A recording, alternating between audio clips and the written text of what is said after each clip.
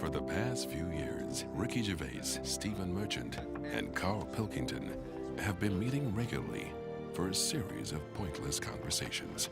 This is one of them. Testing. Is that all right? Hello and welcome to the Ricky Gervais Show with me, Ricky Gervais, Stephen Merchant. Hello. And the little round-headed buffoon that is Karl Pilkington. All right.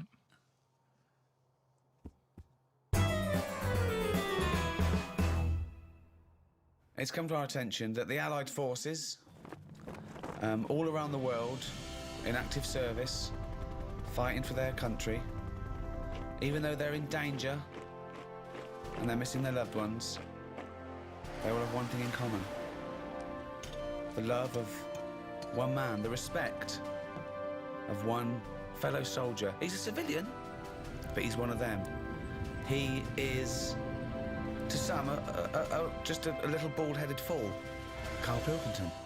Karl, what do you think? What do you think of this? It's an honour, isn't it, to do this? Yeah, it's all right, yeah. Brilliant. Okay, there's people out there, Karl, they're fighting in Afghanistan, Iraq, all over the globe. They're in a dark building. They're not breaking radio silence. Morale, often low. There's one man they can turn to cheer them up. Come on, they want some words of encouragement, some words of wisdom.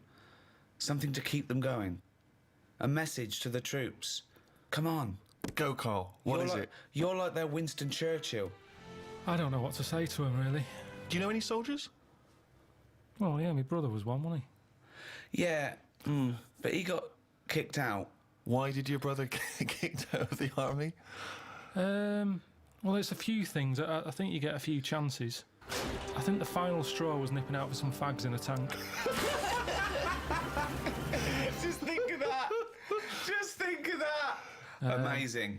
And it's, Just see that, just a little corner shop, just like things shaking, jumping off the shelves, and they're going, what is this? What is going on? 20 Rothmans, please. yeah, there was loads of things. It was that. What else did he do? I think the sergeant wasn't happy that my mum wrote the sergeant a letter trying to get my brother out of going to Northern Ireland. What did she say? I love this. What did she say? Wow. She wrote a letter. Like, trying to get him out of PE. Yeah, I know, yeah. It was all Let's like... not He's had a forget- chesty cough. Let's not forget, your mum is a person who put Tipp-Ex on a spider so your dad couldn't kill it, so she knew it was the right so it didn't spider. get vaxxed In up. case your dad killed a real spider, then thought I better replace it. I mean, the No, it wasn't just that. It was Tipp-Ex, so that when my dad was vacking up, or my mum was vacking up, it stood out. It wasn't like branding a sheep. Right. It was there, so it stood out, because they used to have, like, what's the name? Laminate flooring. Right. And my dad changed it to darker carpet, so Right. all of a sudden you couldn't see it anymore. I've never heard anything like this. I don't remember this story. She no. had a pet spider? What do you mean? It was just a spider. Yeah, she kept a spider. They had a spider, but then it became a pet because it was there all the time, as opposed to just getting rid of it straight away. Like, because you didn't clear it away it's straight a away, house- suddenly it's a pet. It's Yeah, it's a house spider, because they live in houses. You make them welcome, they get rid of other little bugs and termites and stuff. My brother's left home, I've left home, my sister's gone. It's something for my mum, innit? She's got a budgie. There's only so much you can do with that. It's not as free, is it, as a spider? right. So she just looks after that one. They live for about 8 years. I'm bored of a budgie. Get yourself a spider. Anyway, They live in holes. that's a different thing altogether. She just wrote to the sergeant and said, just sort of, look, I didn't want him to join the army. It was his dad. He didn't get a job. His dad told him, if you don't get a job, you're going to join the army. He ended up joining. He's joined at a bad time. He hasn't had enough practice at this yet. Can you just let him Surely off? that's for them. Surely that's for them to decide. Yeah, she's on there going, he can't shoot for Tommy. He was all right about it. The only thing that really annoyed him is my mum started off the letter by saying, hello, Chuck. Not appropriate. And he called back, though. He did call her and said, look, I don't appreciate it being called Chuck and stuff, but I got your note. A lot of mothers are in the same boat. Sorry, he actually mentioned don't call me Chuck. Yeah, he brought it up because it's all about respect, isn't it? And Well, she's a civilian. yeah, but I suppose it's respect still. He's putting his life on the line. Someone's saying, all right, Chuck.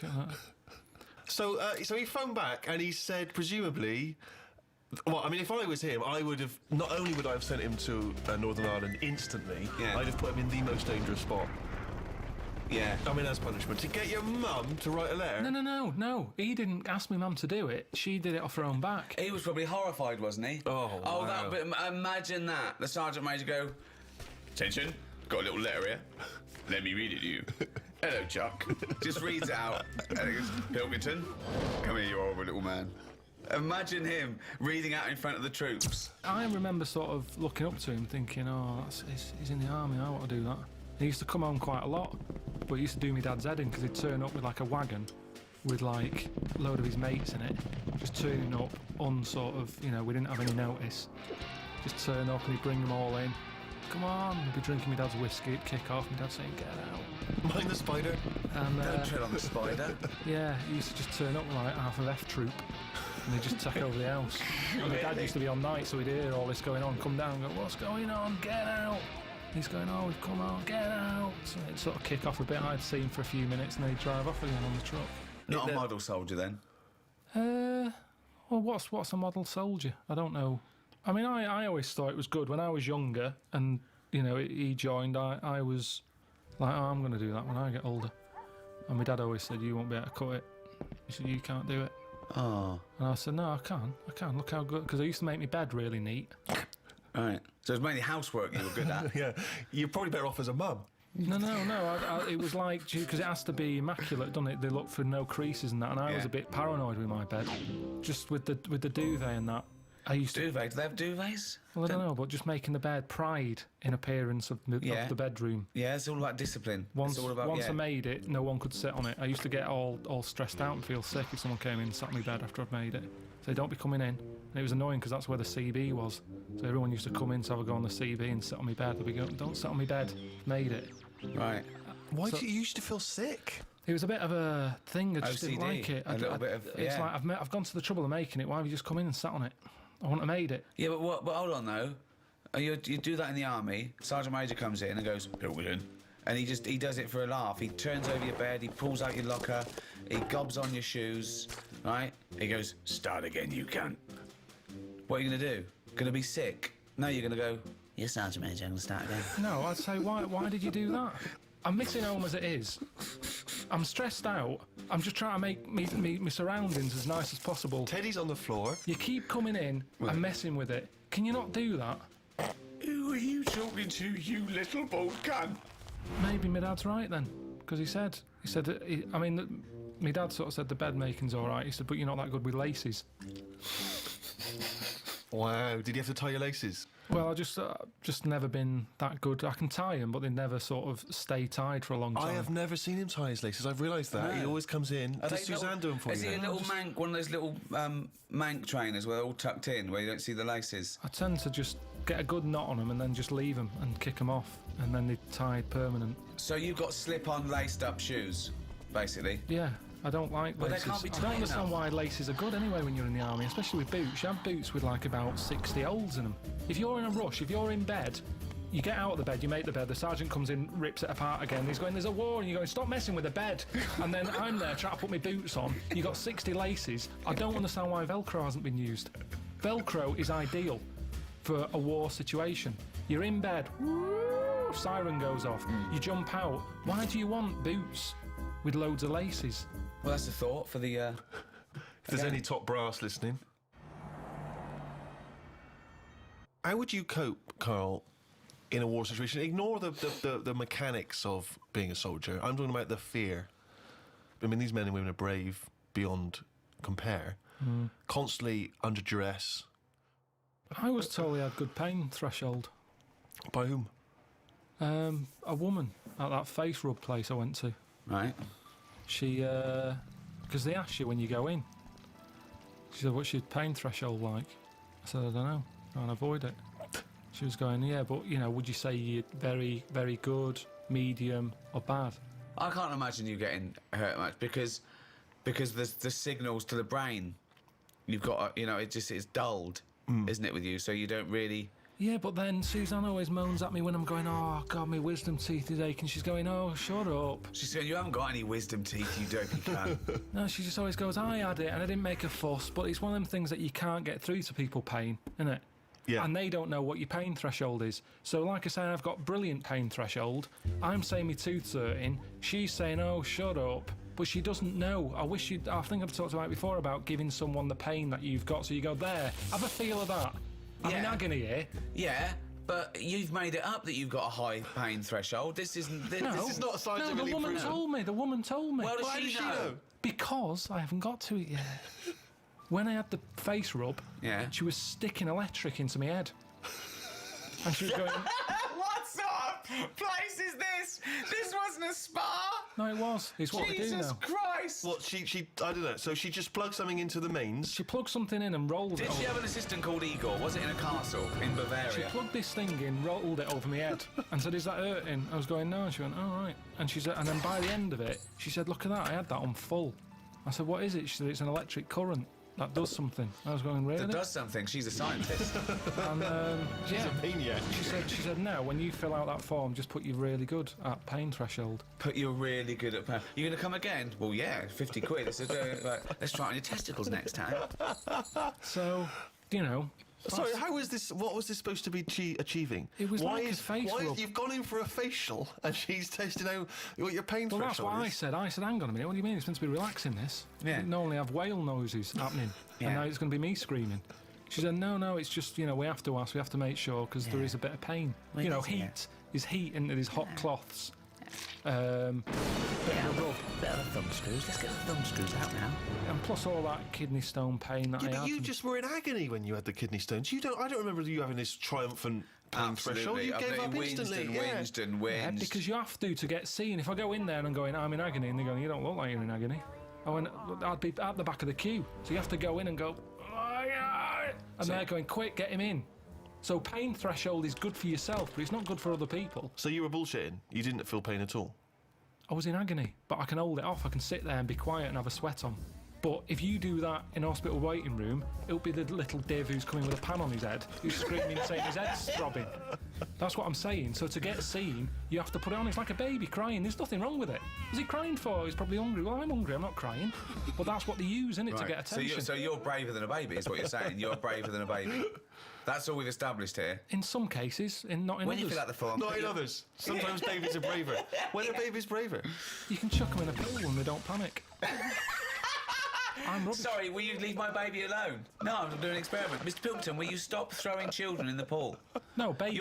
You're barred from this swimming pool from now on. I mean babies. It's the same way you can chuck one out of a window and it can land and it won't break its back. 'cause it's No, that's not true. Do not do that. not do that. If That you is are a not maniac true. You listening cannot to this- throw a baby out of a window. It's just what I've Who do heard. you hear that? You're thinking of a cat, and don't throw cats out. Don't throw any living thing out of a. it's just what I've Who do heard. you hear? You can't throw a baby out of the window and it won't break its back. What are you talking No, about? it's just there's a certain height. It's all about us tensing up. We tense up, don't we? It's like how once someone who fell out of a plane, they passed out, and because they passed out when they landed, they were relaxed. They No. woke up, they were like, "Oh yeah, what happened then?" Someone fell out of a plane.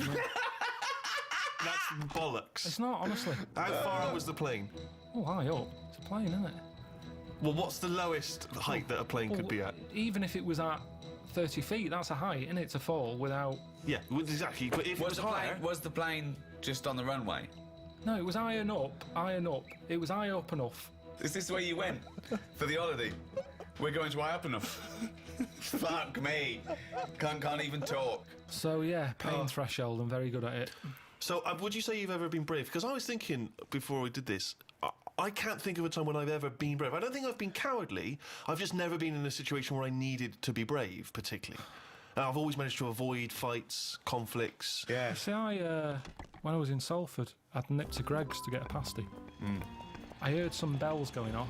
I came out, just thought, I don't know what that is. Went over to the car, sort of thinking, I can't wait to have this pasty when I get home. Cup of tea, nice cup of tea, maybe a bit of bread. I love the fact that his head was just filled with food because he was buying food and thinking food. When he's eating, I'm thinking I'm eating food. Just one big globular mess of food cells in his head for the duration of the food experience. I can remember that food thought going on now, and it was probably like 15 years ago. But I remember how happy I was.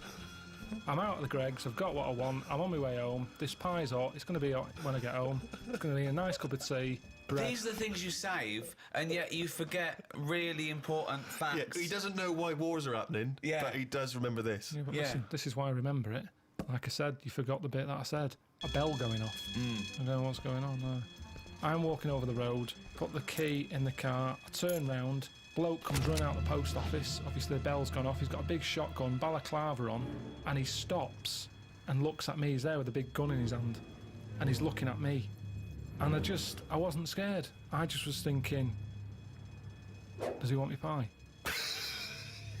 I remember thinking, if he said, I want that, I'd have to give it up. So a man with a gun. I told Suzanne, she said, no, he was probably thinking about nicking your car. He's got your What, he key. didn't have a car ready? He came, No, he he had the legged it. balaclava, the gun, and he goes, fuck me, I forgot the car. In the end, he sort of ran off down the back alley. I love the fact that he looked over at you for a split second and you thought he might be interested in your Was pie. there other people around? Were you sure this happened and you weren't reading a comic book? No, it happened. And so he looked you in the face. He saw through you. his balaclava, he made eye contact. I looked at him. Everything sort of stopped for a minute, and then he just sort of legged it off down the back alley. And what did you do? What did you say to the police when you obviously I were? didn't. I just went. Well, you were a witness to the crime. Have me pie. Like I said, it was warm. It's not going to stay warm forever, is it? But when it was on Crime Watch a few weeks later, No, it wasn't. That's what was weird. I said to Suzanne, "Oh, let's watch like Ground Reports tonight. See if I'm on the telly or anything."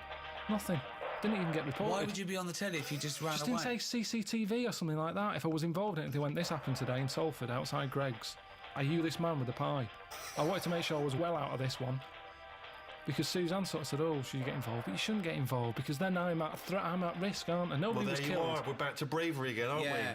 Yeah, it is bravery. Go on then. Next door but one, there's a fella there. He likes a drink. He came home late one night, banging on the door. Obviously forgot his key. He was trying to kick the door in. I looked out the window, and who's that? Thinking someone's breaking in. Right? I see it's him. I saw all the curtains twitching. He just went back to bed. Now I kept an eye on him. He kicked so hard, he fell back, dropped his curry, landed in the road. Dropped his curry. Right. Oh God! Why didn't he get a pie from Greggs? Because that lands and it's still fine. So, anyway, he passes out. Right. Curry all over the shop, Yeah. head in the road. Cars come down that road, Yeah. sometimes pretty fast. Yeah, It's of course. night time. You could Yeah. get his head squashed.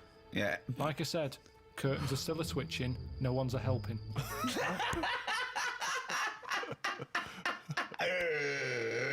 I go out there and I go, "You all right? You all right?" And he's totally off his head. He's obviously had a right skinful. He's going, "Oh, where am I? Where am I?" I'm going, "You're outside your house, but you've got to get off the road because you're going to get squashed." So he's like, "Oh," and he could hardly move. So I sort of picked him up, sat him on the pavement, sort of picked up the curry and stuff. Suzanne came out. "What's going on?" I said, "Oh, look at him. He's in the right state." Anyway, he's sort of coming round a little bit. In the end, I said, "Where's your keys?" Got him in his house. Job done. But that's not bravery. That's not bravery. There was no There's threat no- to there's you. no- It's just put yourself out of it for 2 minutes. It is bravery because he's out of his head. He could have thought I was attacking him. He could have swung at me. Now, the good He's thing lying in the road, unconscious, covered in curry. This is not a threat. it is a threat. I'm out on the street late at night. Someone could have come around the corner and thought I was mugging him. And then what'd they they do? attacked me. Why would they attack you? They take Because they back think, what hang on, what are you doing? People don't ask questions because you're not allowed to, like with the sergeant. They chip in straight away. I know what's going on here. No, you don't. You don't know the full story. He's pissed up and his curry all over it. It isn't blood. It's masala. You hear about this all the time, misunderstandings. Now, I helped him. The day after, he remembers, he comes round and he gave me some mincemeat that he had left over. I love this. Where do you live? This is amazing. Oh my God. So the thing is, it goes to show that I put myself out, he appreciated it, he said, "You're right, the way cars come round here, I'd had a bit of a week, I'd had a lot to drink, good on you." Now, no one else chipped in. Now, it is bravery, kind of, because no one else went out there and helped. You didn't even know about that. It's only because you just asked. It was ages ago. I don't shout about it. I don't want an award. Have a go hero. I don't want any of that. I just did my There's bit. no have a go hero about it. Did you take the mincemeat? Yeah, I did, yeah, it was good stuff. Yeah. That's better than a warden away, isn't it? I told him that. So, it depends. I think there's different ways. Bag of mincemeat! I love that! I was saved by a bald man. Slaughter my finest pig, mince the meat, and send it to him.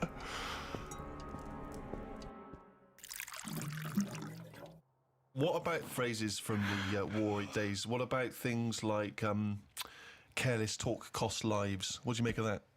Careless talk. I suppose just busy chatting in a trench rather than getting out there. No, it doesn't! It doesn't mean that! Have another go. Careless talk costs lives. They used to have posters up all over London and other cities. Careless talk Costs lives. There was another one, there's another saying that means the saying that might give you a clue.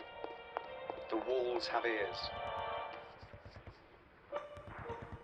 Yeah, but that just means don't be slagging someone off, because someone will hear it, pass it on, and then they'll end up fighting their own instead of who they should be fighting. Well, no, you're almost there, but think about what you mean. It's not about gossip, it's not about... Well, in a way it is, but it's about very specific gossip. Much more important tittle-tattle. Careless whispers. No, that's George Michael. Say again, what's the first one again? Careless talk costs lives. I don't know, I imagine it being like Don't go shooting your mouth off about things you know about the war effort, because there might be a German spy in the pub, disguised as a barmaid. Oh, you're lovely, Tracy's going, yeah, I'm Karl. What do you know about the war? That's true, that does happen. I remember my brother being in the army, he had the same thing. He was told not to, because he liked the women and that, and he was told, listen. One of them might be a German spy? Yeah. He said, don't be going out with German women, because they're quite muscly. And could be a man. There'll be a gang of them. No, and they'll do you in. Sorry, your brother was told, don't go out with a gang of German women because they're quite muscly and they might do you in. Yeah, because it's all part of the thing. They sort of go out, like you say, pretending they're just like women out on the night, because he was in Germany for a bit. He was posted over there. Right. And apparently they target like British soldiers and that. And like I say, he liked his women. He'd just go along with it, thinking this is good. You know, Actung baby or whatever. That's okay, and you too. Hey, Actung baby. Yeah. Actung baby. Yeah. And then, you know, got him in a headlock and good night Vienna. Well done. Good night, Vienna. Why are these random German women just killing British blokes? What's the reason for this? It was a proper thing. I remember him telling me mum, saying, oh God, I had a right dilemma. I met some women, German, couldn't go with them though because we were told that there might be, might be trouble. Really, yeah. Honestly, that's a fact. British soldiers were getting beaten up by German women. This is not true. Can't be. Why? If you're caught off guard, you're just thinking, out with the ladies, and then they suddenly turn on you. It's a shock. It's a surprise why are element. they beating them up? You're presumably talking about the Because Cold he's a War. soldier. Yeah, but they were allies then. Well, When your brother was stationed in Germany, it wasn't occupied Germany. We hadn't invaded. It wasn't the German resistance. They were stationed there because we're all in it together now. I don't know then, there's just a problem with German women.